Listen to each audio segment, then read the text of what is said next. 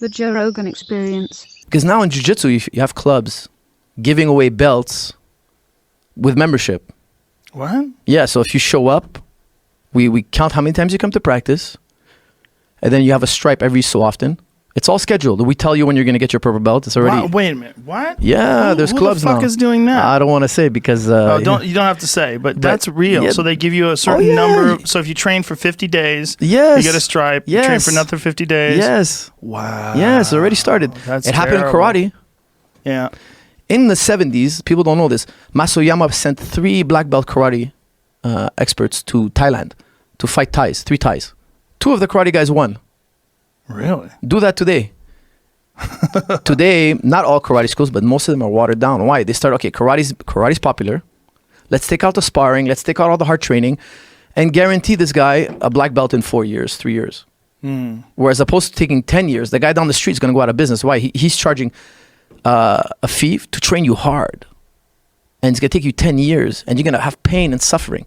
Whereas this guy, your neighbor, your competitor down the street, he's giving it to you in 3 years and there's not much pain and suffering involved. Yeah. So you get the prestige of a black belt without the hard training. Oof. It's going to happen in jiu-jitsu now. You're going to see it's coming. It's already here. It's been here for a while. But jiu-jitsu seems like one of the rare meritocracies in martial arts where if you don't spar and you don't tap people, you don't get a black belt. I agree. If you don't spar, you don't tap people, you don't make your way through. Thank God. But it's one of the rare ones because in karate, there's a lot of like bullshit sparring where they're touching each other. You know? They put all sorts of rules and the sparring now is like... Yeah. So you never get really backed into a corner. That's why it backfires a lot. A lot of those guys who went to those other kind of schools, they end up in other academies. Like they give up. I've had a purple belt come up to me and say, I want to give back my purple belt. I got a purple belt from a certain school.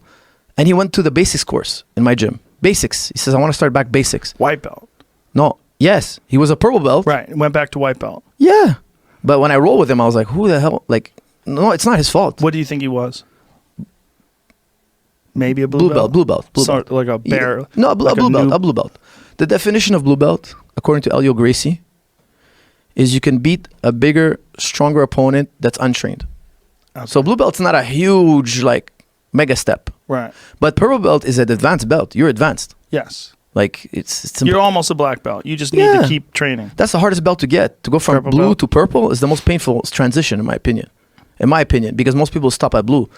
For me, brown belt was the scariest. Yeah. Because I was like, fuck, I'm almost there. I was like, oh, man. I was a brown belt for like 8 years, though. Good. I just kept getting injured, too, though. Yeah. That's okay. Take your time. Yeah. I always tell guys, I'd rather you be a purple belt that tops out black belts than be a black belt that's getting killed by blue belts. Right. You harm your student when you give him a belt he can't carry. Yes. You harm them. Why? Because, like you said, jiu-jitsu, people walk in from out of town, they jump into your class. Oh, yeah. And the blue belt's killing your brown belt. It's embarrassing for him. Yes. Leave him blue. Yeah. At least he's a blue belt getting beat by a blue belt. Right. Let him be what he is. Yeah. All right. Yeah. But they want to hook you. Oh, belt seminar. Oh, belt test. Now there's tests. We didn't do tests. I didn't do tests. No. John Danaher, if you say, hey, John, we're going to do the test, he's going to laugh at you. Right. You know? It's like, Jean-Jacques didn't do any tests either. No, there's no test. Eddie Bravo didn't do any tests. I think there's also a situation where these people are realizing that, hey, if you have, X hundred students and they're paying $150 a month, you can get this amount of money. The mathematics. Yeah, they start doing the thing. They're doing the thing in their head, and they realize, like, look, I am only making X amount of money. I can make triple that if I just lighten up on people. But you have to sell the jiu-jitsu. You have to change the thing. You didn't learn it like this. Right. You didn't train like this. Yes. Well, jiu-jitsu is one of the rare martial arts where you go full blast, you know, and you can tap. If you get caught in an armbar, even though the guy's not yanking on it past the point where it's going to snap, they're showing some control. They catch you in that armbar and they know they have it. You have to tap. You just go again. I mean, you can go right again. You have an infinity of amount of lives. If you wheel kick someone in the head, they're not going again for a long time. Yeah. Especially if you actually do it the way you would do it in a fight. It's just like that difference of striking training versus grappling training is one of the things that really separates jiu-jitsu from the other martial arts is that you can learn in a real situation. So like if you're in a street fight with jiu-jitsu and you grab a hold of a guy, it's so normal.